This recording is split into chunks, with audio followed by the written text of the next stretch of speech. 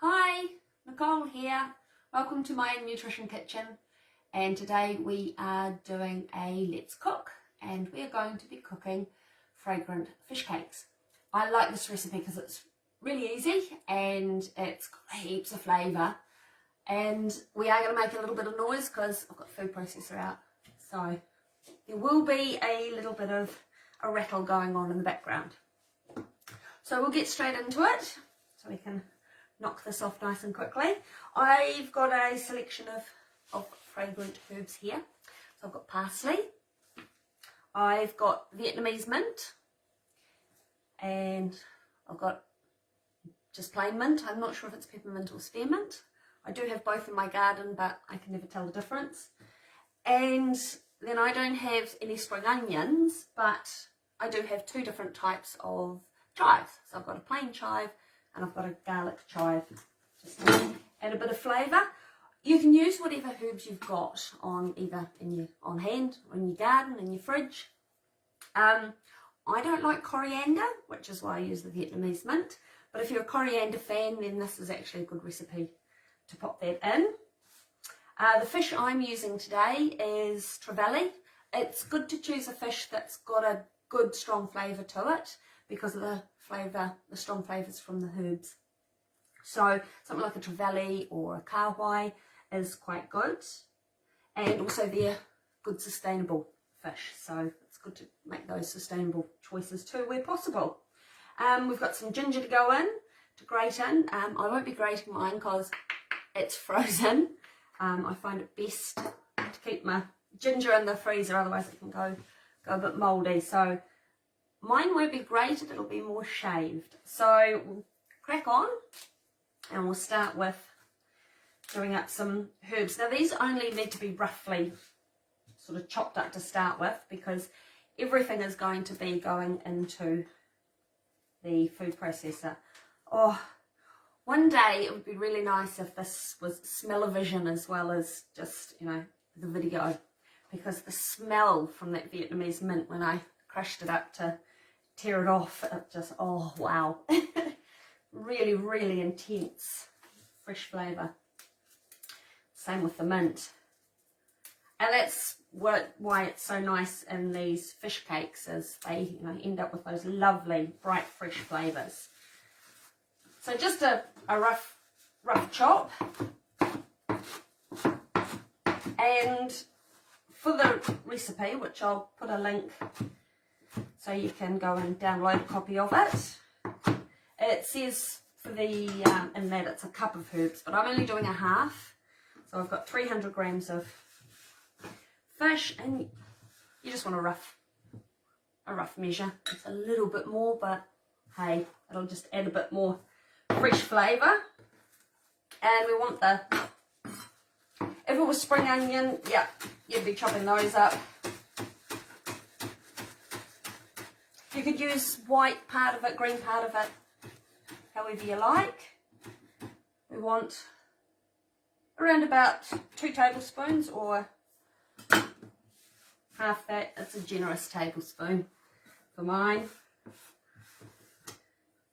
Actually, I should just be tossing it all into the food processor, shouldn't I? So we'll pop the fish in. And we'll drop those herbs in there as well.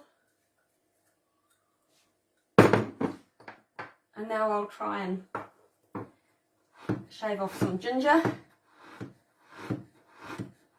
It's starting to thaw, so it makes it a little bit easier. A bit of a rough chop. I don't mind chunks of ginger. So I'll pop that in. That was a couple of teaspoons. It would normally be a tablespoon for the full measure. And then I've got a lime, so I want a teaspoon or 2 of zest. You could use a lemon. I just happen to have a lime in the fruit bowl, so that's what I'm working with today.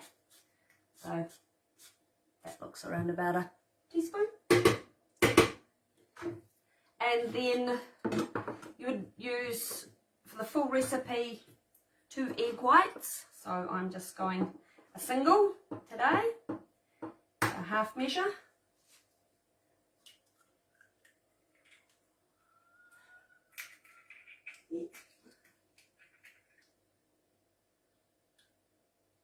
And I will save that lovely golden yolk to put in breakfast tomorrow. And grind a pepper,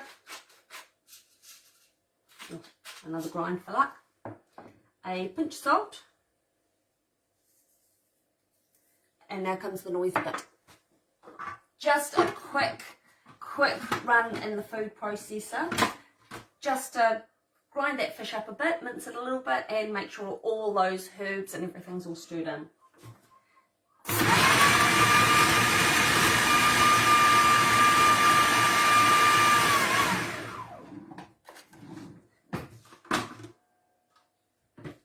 You may need to just scrape down the sides and then give it another quick whiz.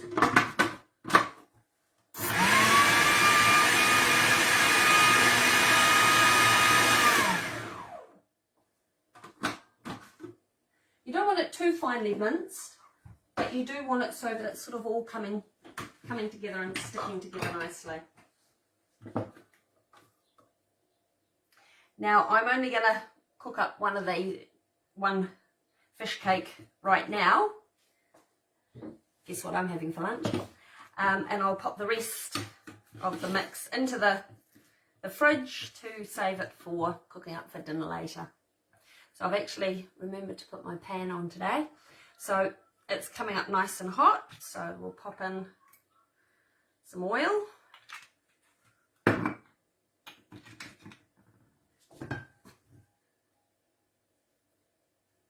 And trick as with the chicken meatballs I did the other week, wet your hands before you shape the patties,